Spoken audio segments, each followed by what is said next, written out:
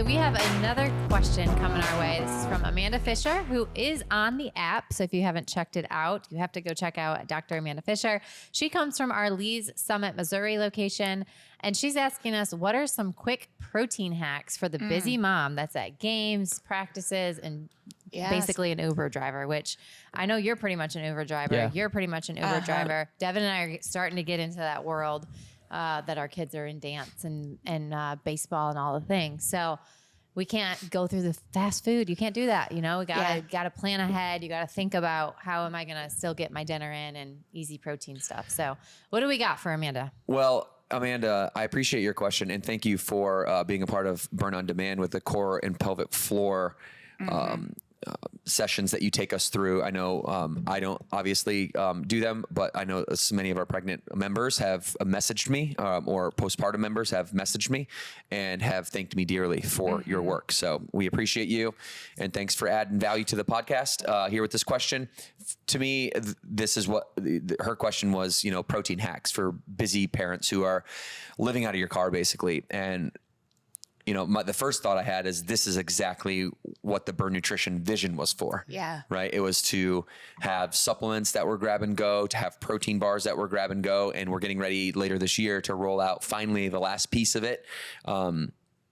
Meals, whole food meals that are ready to grab and go. And then we're slowly trickling in our smoothie bars at our gyms in Burn Nation as, you know, the 3-pronged approach, the supplements, the meals, and the smoothie bars to helping you be grab and go. Now that's going to not take care of everything, right? But that's going to definitely be helpful.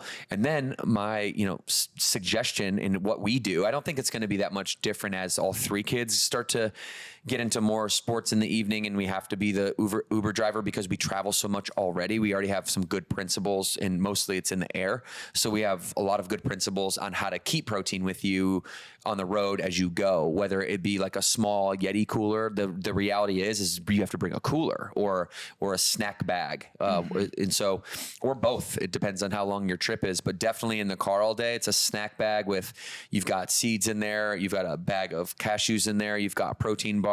You've got plenty of extra water in your car. I always keep 4 or 5 waters in my car at all times. Beef jerky. Yeah. I mean, give me some more things that you can add to this snack, like hard-boiled eggs. Grilled chicken that is once it's grilled, just burn bars. Burn bars. Yep. I tried to do some like Costco prepackaged like sliced chicken breast and it was disgusting. I didn't like it. You know what I'm talking about? Those ones that you can they have the perforations and they come in like big strings of 10 and you try to break them off and eat them. Oh, I didn't like those. They tasted like fake chicken. So we've had a lot of trial and error over the years. Anything else that you guys can think of that could go in the grab bag? I put my vitamins in there. I also put Replenish in there. I put Ignite, our pre-workout in there, my collagen, my creatine. It's all in separate little bags. I mean, if you don't like protein shakes, you can add protein to like a yogurt. So just bring a scoop and bring some yogurt again if it's in a cooler. And that's just another way to get protein in. So I think I'd love to share. So Amanda, I think you're amazing. I never knew anything about all the amazing stuff you have on Burn on Demand. And I've learned some tips. So thank you for everything you do. What I do is, as a busy mom, when you do your meal prep, also look at what are your activities for your children and then prep those things. So for me, it is hard-boiled eggs. I have a son that loves mustard. So a hard-boiled egg dipped in mustard. We pack sliced apples and then like almond butter, anything, cashew butter. And then we do the grilled chicken. So Anthony literally will prep an entire thing of grilled chicken and like the chicken tenderloins where it's a little bit more like pick up friendly. Yeah. And then just grab a whole Ziploc bag. Yeah. Baseball field. It's not glamorous. 3 nights a week. It's not glamorous, but it at least keeps you on track and you feel much better. And then granola. So we'll make homemade granola, which you can add seeds to. That would be amazing. Yeah. There you go. With protein. Yeah. Bryce, any hacks? Well, I'm just listening to you guys to take notes on all these hacks. Drumsticks in bag. Yeah, Devin's constantly, how much protein are you getting in? I'm like, well, I don't know. And he's telling me if you don't know, then you're not on it. Yeah, you got to figure it out. So, really just listening to you guys, it seems like it comes down to the amount that you want to prepare, because there's probably, things like burn bars, seeds, things that are kind of just grab, don't need to be in a cooler, don't need to be prepared. Obviously those are some options, but if you're doing the meal prep and you're working towards, all right, I'm going to be in the car. I'm going to need a cooler. Then you can actually look at, okay, what can I consume cold? What will I still like cold? Hard-boiled eggs, even the chicken, because obviously if it's cold, it's still good. If you like to just rip off some chicken, some cold chicken, awesome. But then even protein shakes, right? If you're making a protein shake, I mean, you can pack that thing with the seeds, yogurt, protein powder, afterburn, your collagen, everything to almost make that thing a meal, right? Yeah, and so that's sitting in a cooler. If you're prepared, you've made that. It takes some work, right? Because you have to get the blender out. You got to, you have to put everything in there. You have to clean the blender, do it over and over and over. But if the prep time is there, there's a lot of options, right? It's just you're out, you don't have a stove and you don't have a microwave in your car. There's also some healthy options. So to be truly transparent, moms, we're busy. Yeah. And there are like Chick-fil-A will do grilled chicken. The chicken bites at Chick-fil-A are good, and then put it on a kale salad. Yeah. And they're both sides, so it's like super cheap compared to some of their meals. Yeah. Traveling, I mean, that's one thing that even just during the week practices and stuff, we don't eat out, but when we're on the road going to tournaments and stuff like that, Chick-fil-A is my go-to because they have a salad that I like. No, well, Chipotle, but that's something that I reserve. I can't Those are so special. I can't overdo it. When I'm traveling for work and it's just me, that's like, I know where our gym's at and I know where Chipotle and Starbucks are at. And that's pretty much it. Yeah. But Chick-fil-A has a great salad and it's just grilled chicken. Right. Yeah. And so I think it's just making what degree of choice are you making? I'm sure there's healthier. Panera's a good option too. Yeah. Yeah. I do the Starbucks egg bites. So that's another source if you're out on the go and you don't have anything. Starbucks is usually open pretty late, so I'll grab that. And early. And I've been on the road with Morgan, and Morgan's day doesn't start until she has her egg bites. I don't. She I adds am someone who has to wake up and eat. So So cottage cheese, that's one we haven't mentioned. I love cottage and that's cheese. in the egg bites. And now you can get the good cottage cheese in the single serve. Yeah. Those are another That's good a thing good to put in hack. like your Yeti cooler. That's part of the calculation. You're thinking, okay, what camp time are we going to? Then you have to work back. When do we have to leave? When do we have to be in the lobby? Then how much time do we have to build in for Morgan's egg bites? Yeah. That's pretty much That's when call And time then she's a happens. human. and my Sure. coffee. Yeah. I just listen. Yeah. I'm a little bit slower paced in the morning than Morgan is, and so whenever we're traveling together, she'll like jet out the door as quickly as she can, and she does not intending to make me feel bad, but I feel left behind sometimes. Well, So listen, I'm like, wait for me.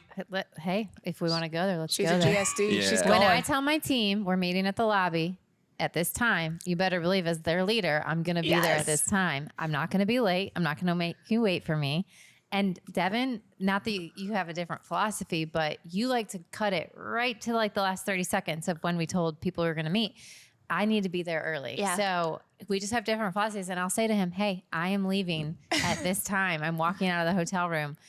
Do not get mad. And I'll be like, oh, I got to go back. One more thing.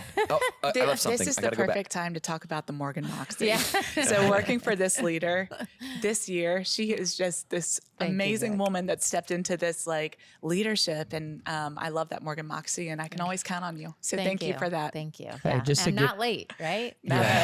double click on that. Yes. And then just to give Devan a little bit, we got to build him up back up a little bit is, they say that people who are late, which typically Devan's running 1-2 minutes into the lobby, we're not sitting there for 15 minutes, but they say people who are late are optimists because you always think you're going to get it done. I can do everything on my list before I need to be where I need to be. Yeah. Doesn't happen. Right. But Yeah. you always think it's going to the next time. And time is a man-made construct, so at the end of That the day, sounds like it's a just jungle it's thought just for sure. relative. It's just relative What is to time? That you. is What is definitely a jungle thought. Did you know that in low Earth orbit, time actually ticks slower? They have to adjust the satellites to call Earth time because time is actually relative to space. If I had to ask you to guess if I knew that or not, what would your answer be? I don't know. I don't know. That's a good question Did you know because that? Okay, I did not know You're that. pretty I thought interesting. that would be pretty obvious. Yeah. That, I dabble in some things, but time relativity is not one of those yeah, things. it's. No. I mean, it's just a fact of the world, you know. The last point I'll make about nutrition that I think is really important is that we oftentimes, well, first of all, like the non-negotiable is you can't be too low because if you're too low, then you're not going to experience the energy that you can experience, and if you haven't gotten an appropriate amount of protein in consistently over a long period of time, meaning like 90 days or more, you do not know what energy feels like. You do not know what it feels like to be strong. This is a The protein in our food is what really creates protein synthesis, or it fuels protein synthesis rather, which is the muscle building process. And so without protein, you're not going to get stronger, right? You're not going to build muscle. You're not going to get a more lean athletic body. But more importantly, you're not going to feel as good as you can. The range is the following.